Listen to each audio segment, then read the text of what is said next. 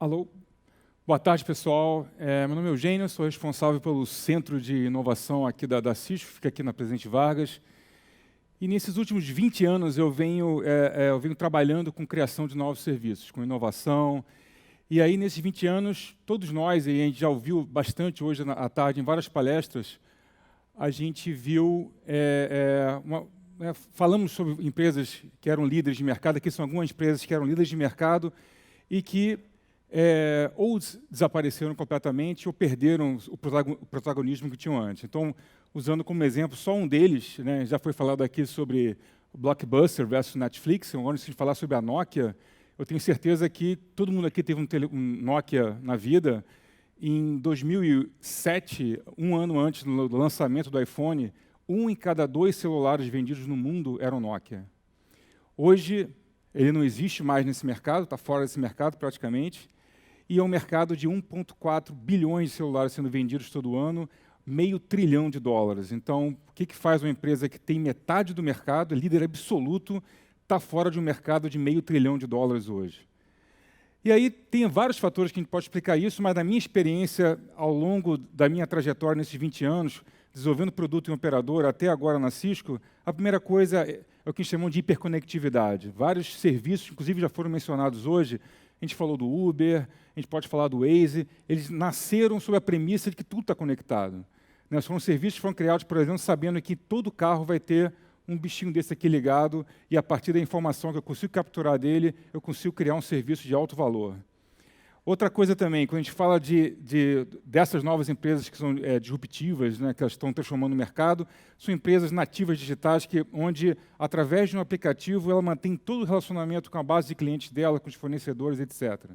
Com isso, você consegue ter uma velocidade de desenvolvimento e o investimento para se inovar, que antes qualquer grande serviço que fosse relevante no mercado necessitaria de $milhões, hoje precisa de milhares de dólares, pelo menos até ela se provar valiosa, e aí você tem os grandes investidores vindo aí. Então, quando a gente olha também, né, para acelerar o combustível, para acelerar todo esse processo de inovação, o que não falta é dinheiro no mercado, inclusive no Brasil, para se investir em inovação. E aí o resultado é mais ou menos por aí.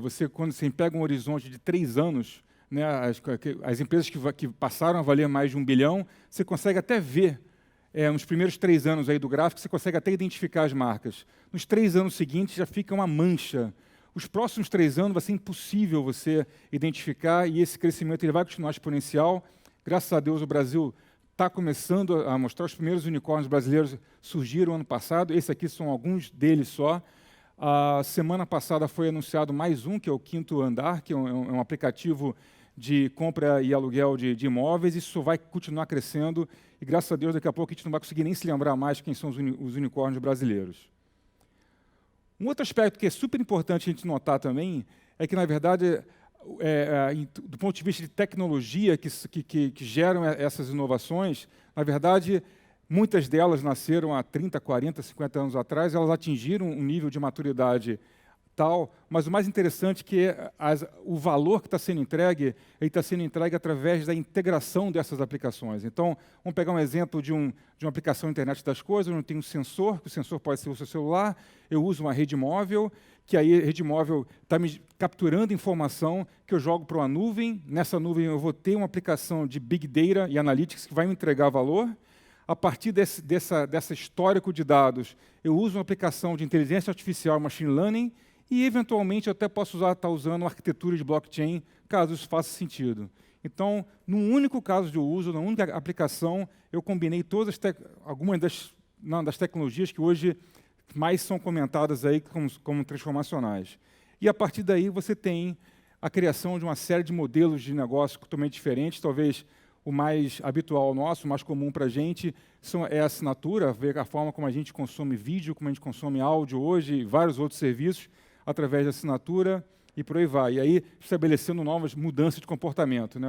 Tem um amigo meu que fala assim, minha mãe sempre falava assim, nunca entre num carro de estranhos. Como é que eu vou explicar para ela que eu não só entro num carro de estranho hoje, como eu aceito a água e a balinha que ele me dá? Então, isso é só um exemplo de como a gente mudou o comportamento ao longo do ano. Um outro aspecto que eu acho que super interessante também que alavanca, né, fatores que alavancam essa velocidade de transformação, é que a partir do momento, a cada vez que a tecnologia, e aí quando eu falo em infraestrutura, eu estou falando de rede, estou falando de capacidade de processamento, toda vez que ela tem um salto, ela gera um universo enorme de novas possibilidades, novas aplicações, que aí gera oportunidades para o negócio. Então vamos lá. Quando a gente olha um pouquinho para trás, a gente começa, quem é um pouquinho mais velho se lembra que existia duas redes, né, nas empresas, rede de voz e rede de dados. Aí surgiram as tecnologias convergentes. Hoje, voz sobre IP é o que a gente faz toda hora usando o celular. Depois surgiram a computação na nuvem. Uma experiência realmente interessante de consumo de vídeo streaming foi através das arquiteturas de rede que foram desenhadas para distribuir conteúdo de vídeo, que são as chamadas CDNs. E aí depois, com 3G, foi a explosão dos aplicativos, com 4G, a explosão de consumo de vídeo. E o que está vindo pela frente? Né? Assim, o interessante é que está vindo agora uma onda de novas tecnologias que afetam a infraestrutura, que vão gerar um horizonte gigante de oportunidades para desenvolver aplicações. A primeira do lado da rede. Existem duas tecnologias, né, que estão nascendo juntas. O Wi-Fi, a sexta geração do Wi-Fi, ela está mais aí presente, porque o deployment dela é mais simples do que o deployment de uma infraestrutura de rede 5G, mas elas juntas elas vão ser. E aí, elas, como é de se esperar em cada geração nova de rede de acesso, você vai ter muito mais banda disponível, você vai ter muito mais dispositivo conectado simultaneamente a cada rádiozinho, seja o Wi-Fi ou seja 5G, mas essas duas tecnologias vêm carregadas de uma série de características fantásticas para se criar aplicação de internet das coisas, que vão melhorar muito o consumo da bateria dos sensores, etc., etc. E aí a decisão sobre eu vou usar o Wi-Fi ou vou usar 5G, basicamente vai ser em função da natureza da aplicação. Se você é indoor ou outdoor, ela demanda muita banda ou pouca banda, eu preciso de uma resposta muito rápida ou eu posso esperar um pouco mais. São uma série de variáveis que você vai considerar para você usar ou 5G ou usar o Wi-Fi 6, e muito provavelmente vão ter várias aplicações que, na verdade, você vai transitar entre uma tecnologia e outra sem nem perceber. E aí vai gerar uma série de oportunidades. Uma outra aspecto que aí já foi até mencionado hoje, a lei de Moore, quer dizer, a tecnologia, a capacidade computacional, ela dobrando a cada ano. Hoje em dia, isso está gerando também uma outra miríade enorme de possibilidades quando você coloca um pequeno processador. Aqui eu vi que tem até uma área da NVIDIA, que é um dos grandes fornecedores de processadores de gráfico de alta capacidade, onde você vai poder ter aplicações de inteligência artificial, de vídeo analítico ali. Hoje você tem câmera que você coloca e dentro da própria câmera, que é um negocinho desse tamanho, você tem uma super aplicação de vídeo analítico já gerando valor para o cliente e por aí vai. Por aí vai. E, finalmente, novas arquiteturas. Quando você fala de milhares de dispositivos conectados, transferindo uma quantidade enorme de dados, você vai ter uma série de aplicações que não necessariamente vai fazer sentido eu ir lá na nuvem toda hora para fazer algum tipo de consulta ou gerar valor. Então, hoje em dia, você tem uma série de possibilidades onde você pode processar sim localmente, processar na borda, processar perto de onde o evento está ocorrendo e já entregar o valor ali mesmo. Você tem, por exemplo, o exemplo da câmera de vídeo analítico, que imagina você está fazendo, aqui você tem uma multidão caminhando agora, estou fazendo reconhecimento facial, por exemplo, por uma questão de segurança. Se eu tivesse que nessa multidão toda hora eu ir na nuvem para varrer um banco de dados para fazer algum tipo de validação. Hoje em dia, talvez essa aplicação não faça sentido. Carro autônomo é outro exemplo que é muito usado, que não faz sentido. Vai fazer muito mais sentido você estar trabalhando localmente, entregando esse tempo de resposta rápido, porque é um tipo de aplicação que exige uma resposta rápida, é um exemplo disso. Então, o que eu quero dizer é o seguinte, eu falei antes, né, de 1 milhão de dispositivos sendo conectados todo ano, gerando novas oportunidades de negócio, transformando inovação nas empresas. O que eu posso dizer é que daqui para frente isso só vai acelerar com o tempo em função dessas tecnologias, entre outras que eu mencionei agora. Faça toda essa dinâmica, né, toda essa transformação que veio ocorrendo. No primeiro slide eu mostrei todas as empresas que eram líderes e praticamente sumiram no mercado hoje. A gente, junto com o IMD, com o Instituto da Suíça, a gente fez um estudo para entender essa dinâmica. Basicamente, o que as grandes empresas têm a aprender com as startups. E aí o conceito do Vortex é basicamente o seguinte, você tem o centro do furacão, é onde aquele segmento, aquela vertical, ela se transformou completamente. Então, quando você olha aqui, o número 1 aqui, mídia e entretenimento, eu citei, né, como é que a gente consome música e vídeo, etc. As empresas de tecnologia, sem dúvida nenhuma, telecomunicações, você vê aqui o impacto que um WhatsApp hoje causa nas empresas de telecomunicações, varejo, efeito Amazon é o mais citado sempre, as fintechs, a gente acabou de ver Stone falando bastante sobre as fintechs e por aí vai. O fato de você estar na borda aqui não quer dizer que você esteja tranquilo, não. Quer dizer que, na verdade, o que faz com que as empresas tenham aqui no centro são aquelas empresas cujo produto ou serviço ele é mais facilmente digitalizável. Ou seja, tudo que era para ser digitalizado já foi. Música é um belo exemplo disso. Música é vídeo e por aí vai. Então, a grande mensagem aqui é que qualquer setor está sendo impactado e tem que, enfim, mudar a sua forma de inovar, de levar valor para o mercado, senão você vai perder o seu protagonismo, perder seu valor. Esse livro tem vários insights, quem gosta desse tipo de conteúdo, eu realmente recomendo dar uma lida nele, é bem legal. E um dos conceitos que ele fala é o seguinte, vamos imaginar que você é uma líder de mercado hoje, né, como aquelas todas que a gente viu lá. Qual é a vantagem competitiva que você tem quando você vai competir com uma startup? Basicamente, você tem uma marca que é super reconhecida, você tem uma base de clientes e já tem um fluxo de receita muito forte. Por outro lado, quando você olha para uma startup, qual é a vantagem competitiva que ela quase sempre tem quando ela vai brigar com um líder de mercado? Ela é rápida, ela é inovadora, ela não tem nada a perder, não tem sistema legado, então ela vai, experimenta e rapidamente então ela é uma empresa ágil. Bom, até aí, acho que é intuitivo, mas qual é o grande insight daqui? O grande insight é que as startups elas têm sido muito mais competentes em se apropriar do diferencial competitivo das grandes empresas. Quando você fala de marca, você fala de base de clientes, até investimento. Eu acabei de mostrar que tem 300 bilhões no mercado hoje para estimular a inovação. Daqui a 3 anos, a expectativa é que tem $1 trilhão no mercado como um todo para estimular. Falar de marca, hoje em dia provavelmente você usa um celular, você e mais centenas de milhões de pessoas usam um aplicativo no celular que você não conhecia 1 ano atrás. Hoje, com rede social e internet, uma marca viraliza assim.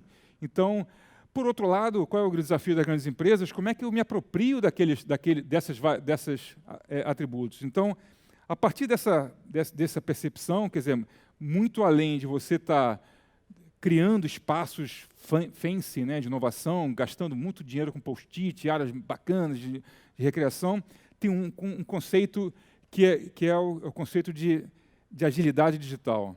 Basicamente, você percorrer onde você passa a ter uma visibilidade em tempo real do seu negócio, independente de ser digital ou físico, e a partir do momento que você tem essa captura de informações, internet das coisas é a base tecnológica para esse tipo de coisa, você toma a decisão baseada em dados e você é ágil na execução.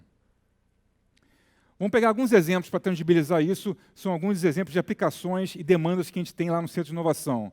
Por exemplo, usar a rede Wi-Fi para eu ter visibilidade em tempo real de quem está no meu hospital, no meu shopping center, na minha fábrica, etc. E, a partir daí, totalmente privacidade total dos dados, eu sigo em frente sem problema nenhum. Já começam a surgir startups que, por exemplo, ainda mantendo a privacidade dos dados, ele desenvolveu um algoritmo que ele coloca uma câmera no piso da entrada do shopping center e ele consegue definir com grande assertividade se é um homem ou mulher, até quem é criança, simplesmente pelo sapato. Total privacidade dos dados, e aí ele te entrega informações que são extremamente relevantes para o dono do estabelecimento. Qual o pico que eu tenho mais homem ou mais mulher e tal ao longo do dia, e aí ele passa a ter esse tipo de informação. Como é que eu posso ter, essa é uma aplicação que a gente tem lá dentro do Centro de Inovação, onde a gente usa óculos inteligente, em que especialistas remotos podem participar de uma operação crítica e aí ajudar em qualquer tipo de operação, seja uma operação de rede, seja uma operação, por exemplo, no sistema elétrico, etc. Aqui é a mesma coisa, só que usando realidade aumentada. Mesmo usando óculos aqui, eu estou enxergando aqui, eu tenho inúmeras possibilidades de tomar uma decisão muito mais, com muito mais fundamento do que se eu não tivesse esse tipo de aplicação. Aqui, indo para o final da curva, aqui, quando a gente fala em execução rápida, eu estou usando no centro de distribuição um óculos inteligente que rapidamente me guia até aonde eu tenho que buscar uma mercadoria ou entregar uma mercadoria. E, finalmente, uma aplicação que a gente desenvolveu para um aeroporto da Argentina, onde a gente tem visibilidade em tempo real, tudo que está acontecendo, onde estão as pessoas, e eu posso rapidamente comunicar com qualquer pessoa da minha operação, porque eu sei onde ela está, e eu sei onde estão os meus gargalos na operação, e aí eu otimizo a operação para o meu cliente. Então, dado tudo isso que eu acabei de falar, como é que a Cisco inova? Ela continua investindo fortemente em P&D, em pesquisa e desenvolvimento, em aquisições, em parcerias. Agora, o que mudou face a esse cenário é que ela tem investido em quê? Inovação aberta. Isso aí também já foi comentado hoje. Hoje em dia, a gente não acredita, cada vez menos vai fazer sentido você inovar sozinho, você entregar valor sozinho, vai ser uma possibilidade cada vez mais remota. Então, inovação aberta, o Centro de Inovação, eu sou responsável pela área de inovação aberta da Cisco aqui no Brasil. Eu não vejo outra forma hoje de inovar. Hoje, o centro fez agora 6 anos, foi um dos primeiros centros. Hoje a gente faz parte de uma rede com 14 centros espalhados pelo mundo. Para quê? Para a gente estar perto de cada mercado desse, interagindo com o ecossistema local, sejam startups, sejam empresas, parceiros e clientes, para entregar soluções. Nós somos hoje o centro aqui que é responsável para atender a América Latina. Então, eu queria deixar aqui 3 grandes mensagens. A primeira mensagem é: os fatores que causam toda essa disrupção, que já tem sido bastante comentada, elas só vão crescer, cada vez você vai ter mais coisa conectada. Eu falei sobre a 6ª geração do Wi-Fi, o 5G, vai ser um tsunami vindo aí de possibilidades que você vai poder criar a partir dessa tecnologia, vai ser cada vez mais fácil, e dinheiro para inovar vai ser cada vez mais disponível. O segundo ponto que eu queria deixar, não tem nenhum segmento. Se você acha que o teu segmento, seja educação, seja saúde, seja varejo, está um pouco mais protegido por algum motivo qualquer, abre o olho, porque certamente você tem uma força que está te levando lá para o centro do furacão, e você tem que se preparar para isso. E, finalmente, esse ciclo que eu falei agora, se você está numa grande empresa, ou se você está pensando em desenvolver o seu negócio, empreender, ser um startup, eu pensaria muito em como você pode gerar valor nessa cadeia aqui. Como é que eu posso desenvolver alguma coisa que eu vou dar visibilidade em tempo real do negócio para o meu cliente, ou como é que eu posso ajudar ele a tomar a decisão mais bem informado, seja através de inteligência artificial, machine learning, seja, como o exemplo que eu citei, usando óculos inteligentes, onde eu tenho possibilidade de colaboração, etc. E, finalmente, também como é que eu posso dar ferramentas para os meus clientes, onde eles podem tomar decisão de forma mais ágil. Então, era essa mensagem que eu queria deixar para vocês. Fica aqui o convite para vocês. Como eu falei, o Centro de Inovação fica aqui na Presidente Vargas, no Rio, um privilégio que a gente tem de ter esse centro aqui no Rio, atendendo toda a América Latina.